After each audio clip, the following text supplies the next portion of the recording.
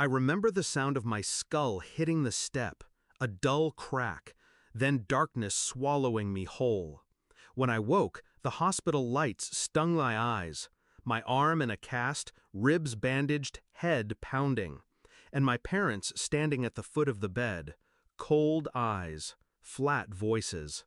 "You deserved it," my mother said. My father nodded. "You've always thought you were better than her. Her, my sister, the one who shoved me down the stairs the night I came home with good news. I had just signed a $6 million contract, a deal that should have lifted us all. I walked through the door ready to share it. Instead, I got hands on my back and concrete steps rushing up to meet me.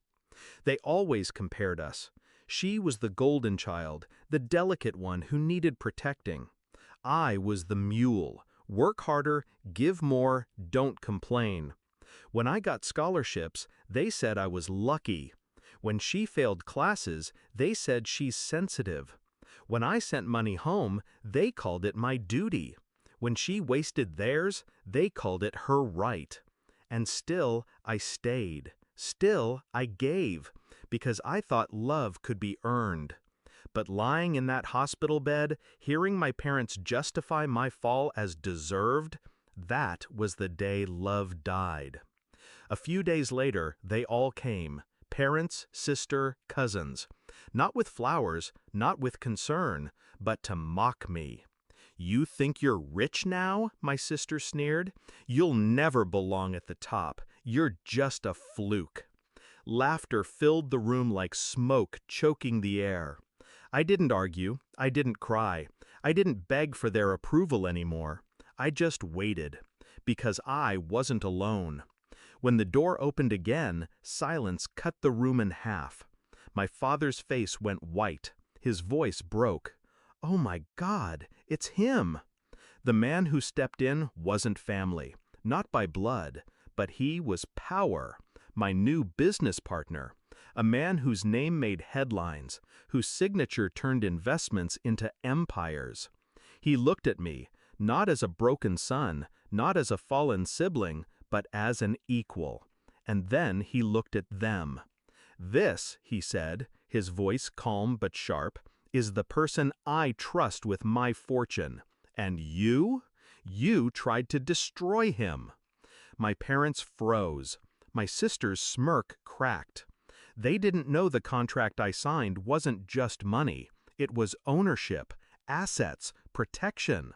I had placed my future in hands stronger than theirs could ever be. And now, every cruel word, every betrayal, every stolen year of my loyalty, it was debt coming due. I leaned forward in the hospital bed, my voice steady. For years, I gave everything to this family: money, time, love. You told me I was never enough, so I became more than you could imagine. And now? I gestured to my partner beside me. Now, I don't need you. The confrontation unraveled fast. My father stammered about misunderstandings. My mother begged, her tone dripping false sweetness.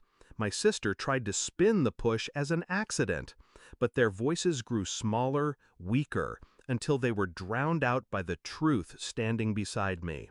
For once, I didn't have to prove myself. The world already saw my worth. They were the ones exposed. I cut them off with one final sentence: "Leave. You've taken enough." And for the first time in my life, they obeyed. When the door shut, the room was quiet again. Not the suffocating silence of their mockery, but a clean one, a silence that belonged to me. I thought revenge would feel like fire, burning, consuming, but it felt like ice, calm, controlled, certain. They pushed me down the stairs thinking I would stay broken. Instead, I rose higher than they could ever reach. Now, when I close my eyes, I don't see their sneers. I see the contracts, the signatures, the empire I'm building brick by brick, without them. My family taught me one lesson, the only one that mattered. Sometimes blood isn't thicker than water.